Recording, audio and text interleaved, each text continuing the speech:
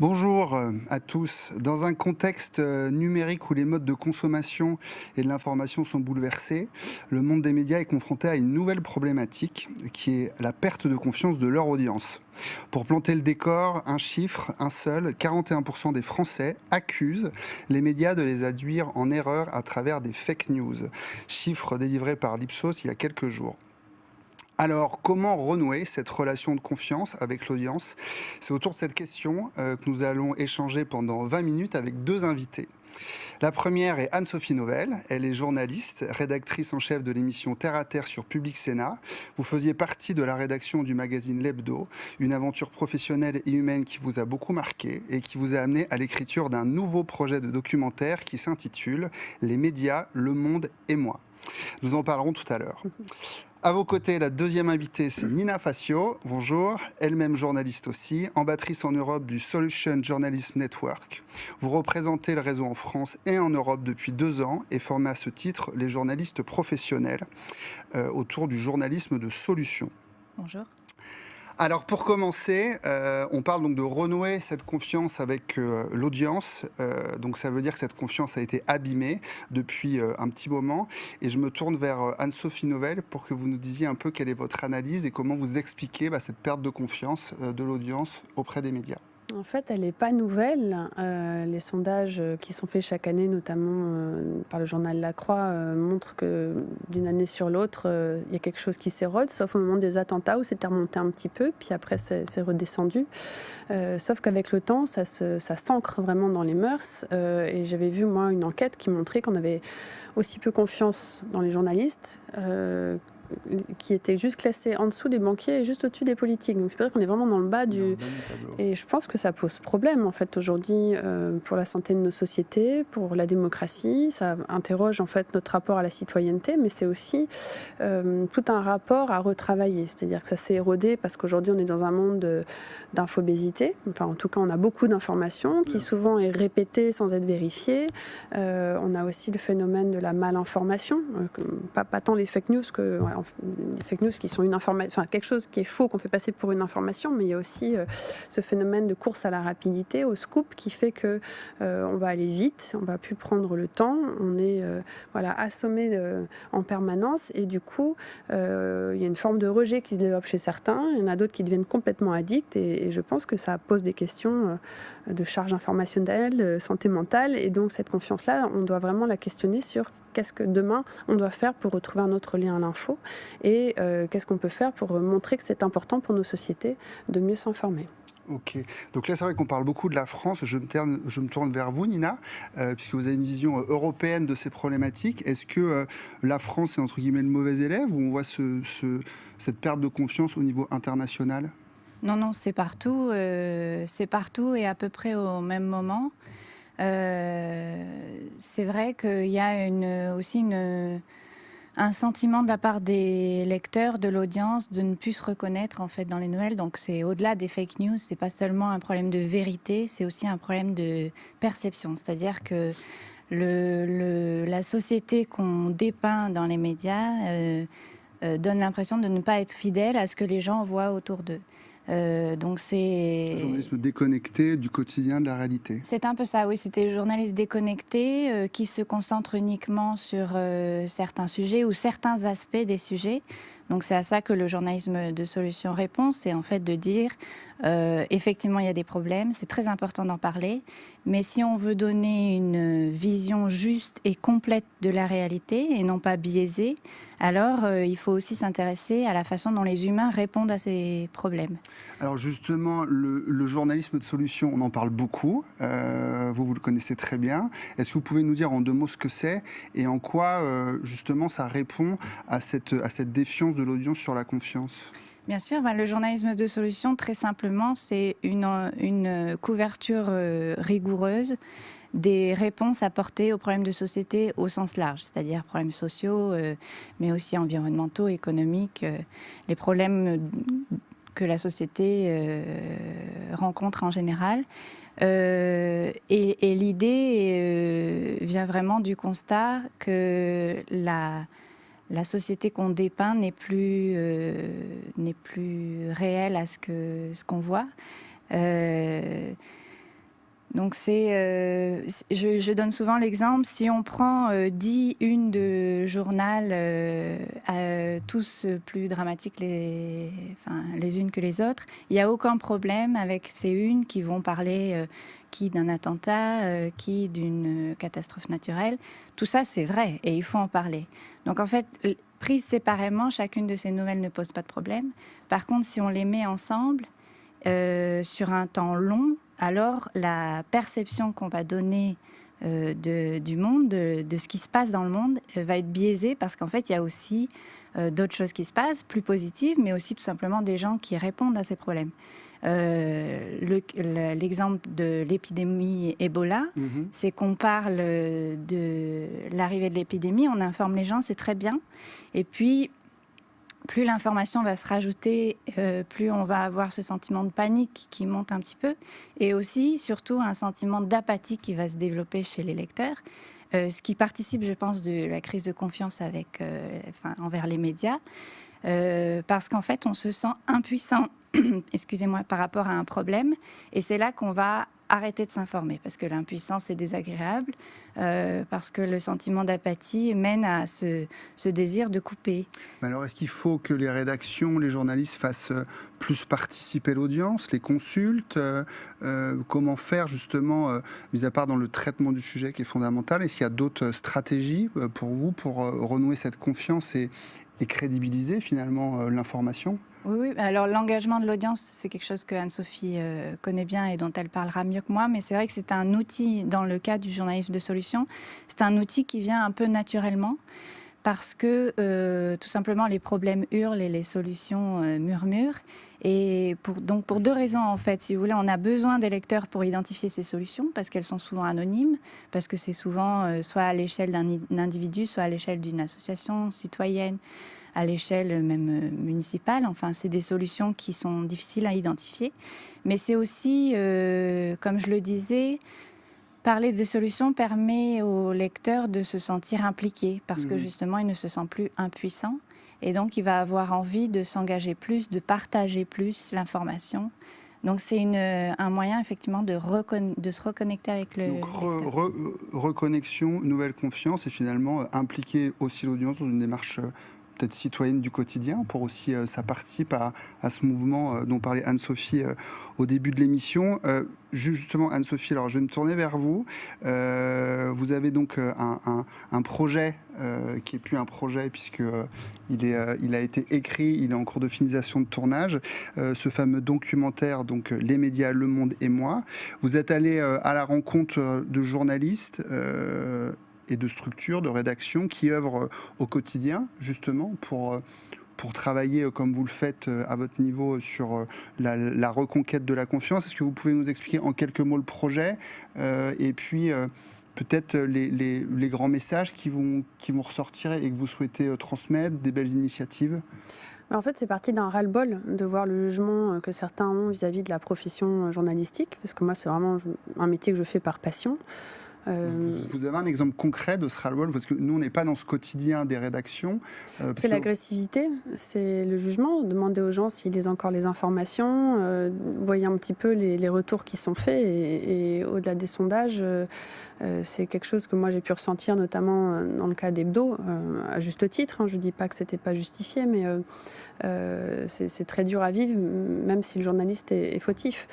En tout cas, il y a aussi, dans les sujets qui relèvent de mes spécialités, l'environnement, le développement durable, une difficulté à parler de ces sujets. Donc pour moi, c'est un combo qui a fait que j'ai commencé à réfléchir à ces questions il y a 4-5 ans, avec l'envie de faire un livre. Et quand j'ai commencé les premières interviews, et notamment avec un journaliste qui s'appelle Stéphane Paoli, qui est un ancien de France Inter, je me suis dit, il faut aller plus loin, parce que ce témoignage était tellement riche, et je le voyais s'interroger sur sa posture en bout de carrière, à dire « Ai-je été un bon narrateur du monde ? Est-ce que ce que j'ai vu, c'était la vérité ?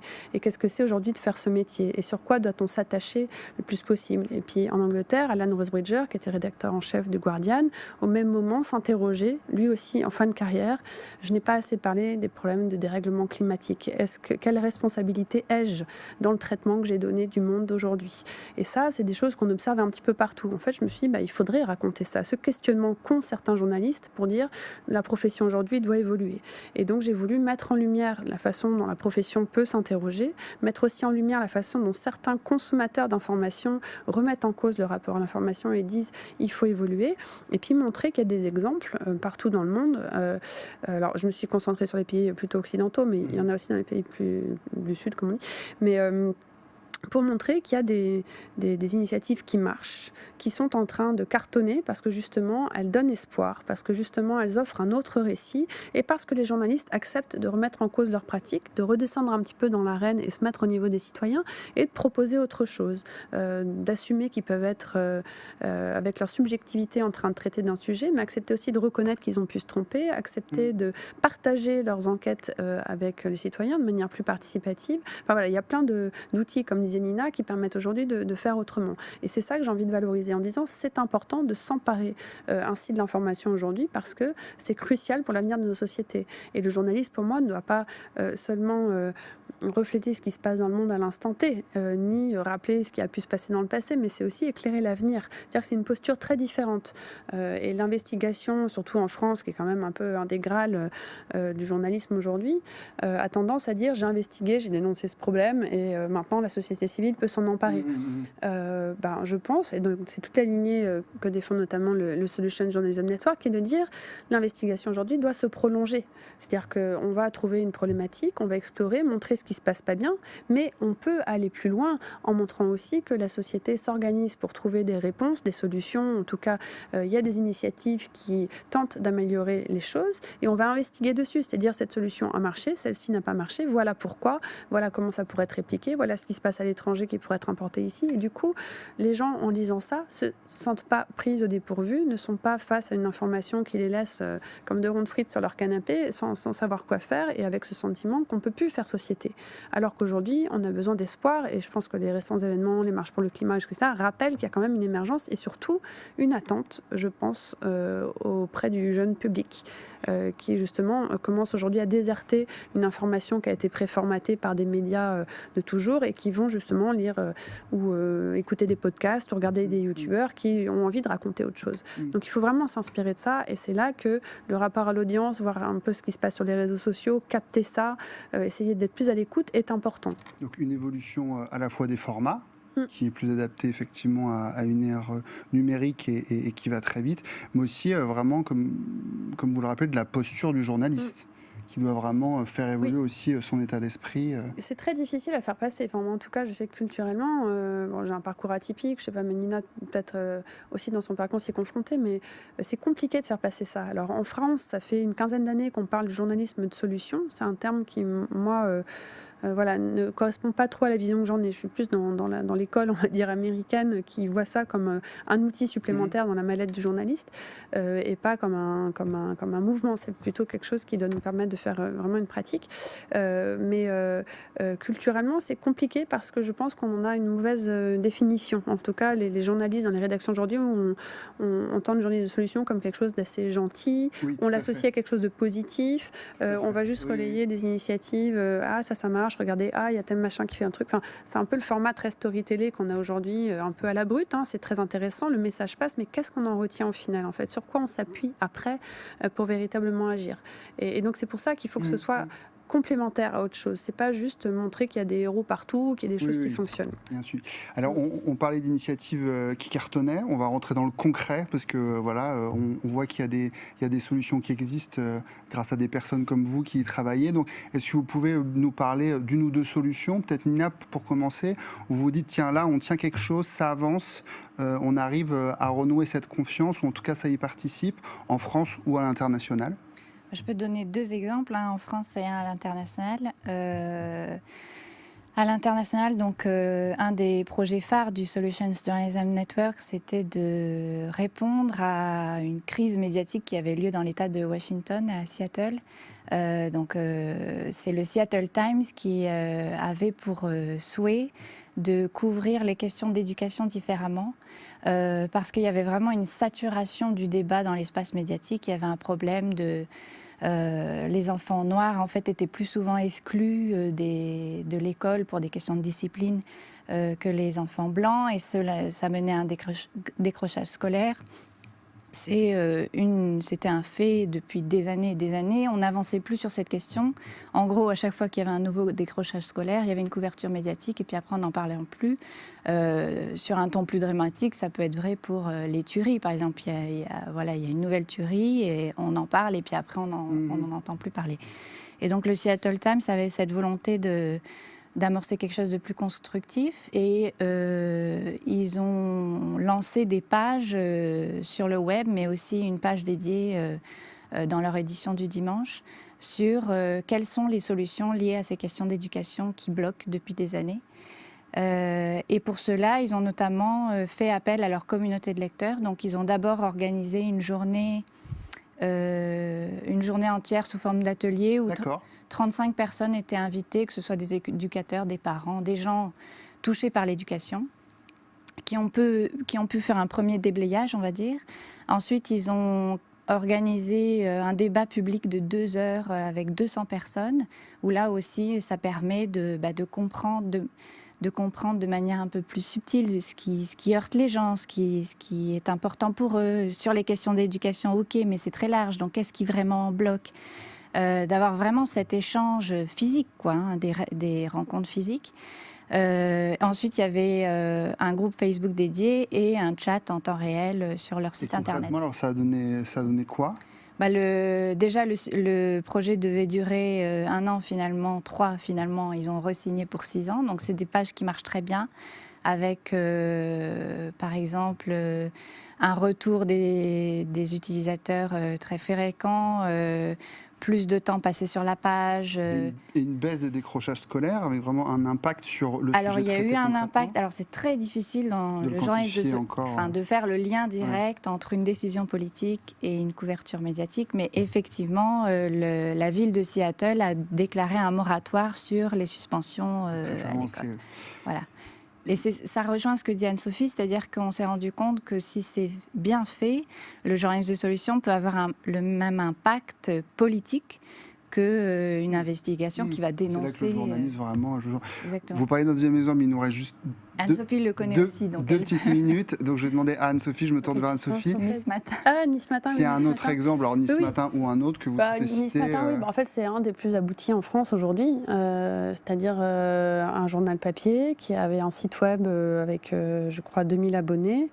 Ils sont passés de 2000 à 9000 abonnés en 3 ans, avec une stratégie qui a été portée par Damien Allemand et ses équipes, et où justement, ils se sont ouverts, où ils ont consulté leurs lecteurs, ils sont sortis des comités de rédaction avec 3 idées de sujets, ils ont soumis le choix du sujet qui allait être traité à leurs abonnés numériques, ils se sont rendus compte qu'à chaque fois, c'était pas du tout ce vers quoi ils seraient allés eux-mêmes, et puis ça marche, et puis surtout, sur des problématiques un peu polémiques, type l'agression, le loup dans les Alpes, ils se sont rendus compte qu'ils pouvaient sortir d'un traitement systémique qui, à chaque fois, mettait en avant les opposants, les pro-loups, les anti-loups, et aller voir un peu ce qui se passait à côté en Italie, et pourquoi ils n'avaient pas ce type de problème sur les troupeaux. Et cet article a généré des commentaires d'une richesse incroyable, avec un enthousiasme sans pareil, et ça, c'est une nature à montrer qu'on peut faire autrement, et arrêter parfois de s'enferrer dans la société sur des sujets qui tournent en boucle, mais parce qu'on ne cherche pas à voir autrement les choses. Un exemple international qui vous a marqué pendant le tournage ? On a été voir le Guardian qui fait beaucoup de choses, on a été voir le New York Times, on a été voir des choses qui sont à Philadelphie. Ceux que je n'arrive pas à voir mais dont j'aimerais pouvoir parler quand même, c'est les The Correspondent aux Pays-Bas qui va se lancer aux États-Unis bientôt et qui est un des plus beaux exemples, qui est actuellement le plus cité parce qu'il mêle cette approche solution avec une approche justement très communautaire où les gens sont vraiment associés aux journalistes. Et pour moi, ça c'est l'avenir. Les abonnés sont des experts en fait à part entière. Impliqués dans la réalisation éditoriale, vraiment. Ce sont des membres, en fait. Nina, vous aurez le mot de la fin, il nous reste 30 secondes. Vous avez bon espoir pour cette prise de conscience, pour cette évolution ?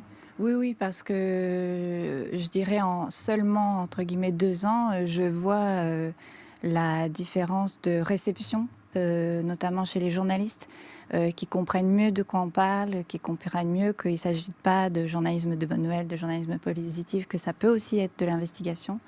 Donc j'ai pas d'inquiétude sur les lecteurs, parce que je pense qu'il y a une vraie attente et un bon espoir que les journalistes s'ouvrent à cette pratique de plus en plus.